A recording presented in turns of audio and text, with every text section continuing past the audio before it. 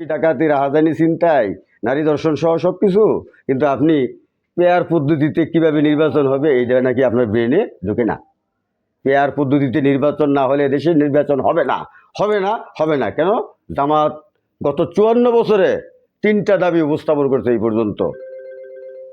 একটা হচ্ছে caretaker formula, যেটা খালেদা জিয়া বোঝেই নেই, তার দলের লোকেরা বোঝেই নেই।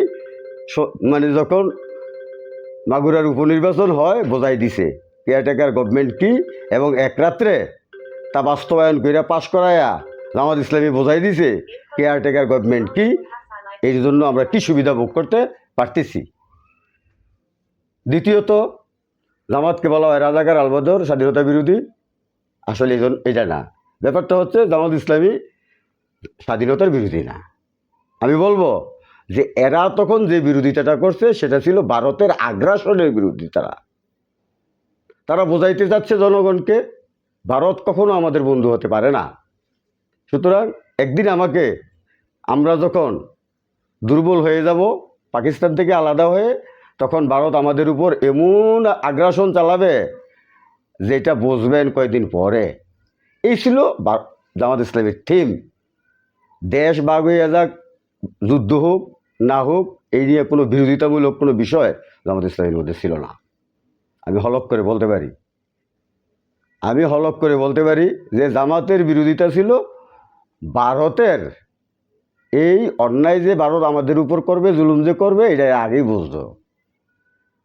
তাই তাদের আগ্রাসনের বিরোধী ছিল, স্বাধীনতার বিরোধী তারা ছিল না। অন্যায়ভাবে ফ্যাসিস্ট সরকার হাসিনা আমাদের 12 জন ভাইকে শহীদ করে দিছে। গত 2 সপ্তাহ আগে আমাদের প্রাণপ্রিয় নেত্রী, জাতীয়তাবাদী দল বিএনপির চেয়ারম্যান বেগম খালেদা জিয়া, আমার অত্যন্ত প্রিয় লোক। 2টা কারণে তাকে আমি ভালোবাসি। একটা হচ্ছে উনি অন্যায়ের প্রতিবাদ করে, দ্বিতীয় হচ্ছে আপোষহীন। কোনো অন্যায়ের সাথে আপোষ করছে আমি দেখি নেই। সো আমি তাকে মনে প্রাণে এজন্যই ভালোবাসি। এবং সাথে সাথে একটা কথা বলছে যে আমি রেজামাতকে উদ্দেশ্য করে যে ডক্টর সাহেব আপনি আমার ভাই, আপনারা তো পরীক্ষিত বন্ধু, 20 বছর সংগ্রাম করি একসাথে, এখনও তো জোট আছে, থাকবে। কে কি বলল তা দেখার সময় নেই।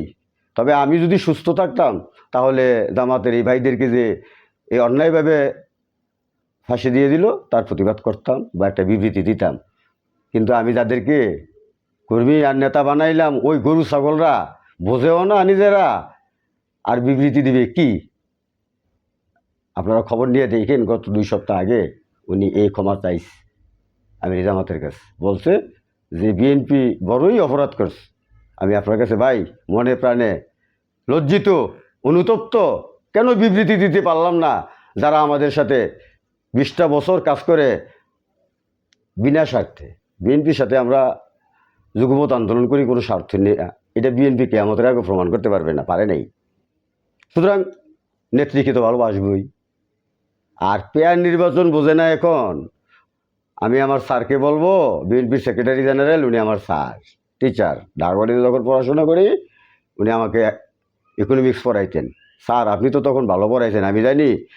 You have so much idea, clear conception about pair system election. আর আজকে আপনি বিবৃতি দেন সংবিধানে নাই, বুঝি না, বুঝে আসে না, ব্রেনে আসে না। আপনি কি পাগল? আপনাকে কি চিকিৎসা করতে হবে? না, স্বার্থের ভেঘাত করে না। এইটাই পেয়ার পদ্ধতিতে নির্বাচন আপনাকে মানতে হবে। যদি জাতির কল্যাণ চান, যদি আপনি চান যে আওয়ামী লীগের মতো নির্বাচন না, একটা স্বাধীন সার্বভৌম দেশে মানুষ তার স্বাধীন মতামত স্বাধীনভাবে প্রকাশ করবে, তাইলে আপনাকে পেয়ার পদ্ধতিতে নির্বাচন মানতে হবে। এবং মানতে হবে জামাত যা করছে না মানায় কাউকে ছাড়ে নাই। আপনি দেখেন নাই, এই 3 নাম্বারটা বললাম। সুতরাং আমি বলবো স্যার আর ম্যাডামকে বলবো, বিএনপির ম্যাডাম এই বিষয়গুলো একটু সজাগ হন। তো আমাদের শেষ প্রান্তে গিয়ে একটু মামলার কথাটা না বললেও হবে না। সেটা হচ্ছে যে মোহাম্মদপুর থানায় যে হত্যা মামলাটা হয়েছে, পুলিশের উপর আক্রমণ করার যে মামলাটা হয়েছে সেই মামলাতে গিয়া চার্জশিট দিতে গিয়ে আমার ভাই সাব ইন্সপেক্টর শাহাদত হোসেন উনি যেভাবে চার্জশিটটা লেখছেন একটু আমার কাছে মনে হয়েছে যেন ত্রুটিপূর্ণ। ওনার কাছে ঠিক আছে, না হলে তো উনি এটা দাখিল করতেন না। উনি এসবি প্রধানের কাছে তদন্ত রিপোর্টটা পেশ করছেন। আমি গতকাল পরে দেখলাম এখানে আরও অনেক কিছু যোগ করা যেত। কেন উনি হাইড করলেন হয় মনে নাই, না হয় অন্য কিছু হইতে পারে। আমি ওনাকে দোষ দিচ্ছি না, কারণ আমরা তো মানুষ, ভুল করতেই পারি। সো আমি আশা করব যিনি এসবি প্রধান আছেন, যার কাছে এই রিপোর্টটা দেওয়া হয়েছে, উনি যেন আরেকবার ভেবেচিন্তে তদন্ত করে প্রয়োজনে আমাকে ডাকেন। আমি রাত সাক্ষী দিতে প্রস্তুত 24 ঘন্টা। তারপরেও প্রমাণ করে দিতে পারবো ইনশাল্লাহ যে এরা শুধু 1-2 মামলার আসামি না, এরা হত্যা মামলা 2 ডজন মামলার আসামি। 2 ডজন মামলার এরাই না, শুধু এদের ফেলা গোটা 30-35-40 জন। আর উনি 13 জনের নাম দিয়ে না 17 জনের নাম দিয়ে আমি জানি না। কালকে দেখলাম আমি যেটা, সেটা হচ্ছে যে আপনার মনে হয় 13 জনের নাম দিয়া না 17 জনের নাম দিয়ে একটা চার্জশিট দাখিল করেছেন ভাই। তো ওই ভাইটা তো ওই দিন বলছিলেন, আমার কথাটা মাথায় রাখবেন। আসলে ভুলে গেছে। ভুলে যাওয়া অস্বাভাবিক কিছু না, মানুষ তো। আবার অন্য কিছু থাকলে তো আরও অন্য বিষয়। কিন্তু এই মামলায় 17 জনকে উনি কীভাবে মানে করলেন, আসামি করলেন, 11 জনের বাদ দিয়ে লাইলেন। এই 11 জন তো হত্যা মামলার আসামি, 1 ডজন মামলার আসামি। আপনি বাদ দিলেন কিভাবে ভাই? ভুলে গেছেন? আবার একটু স্টাডি করেন, then you will become completely chargesheet for this case. I believe that 100%। আসসালামু আলাইকুম রহমতুল্লাহ বরকাতুহু।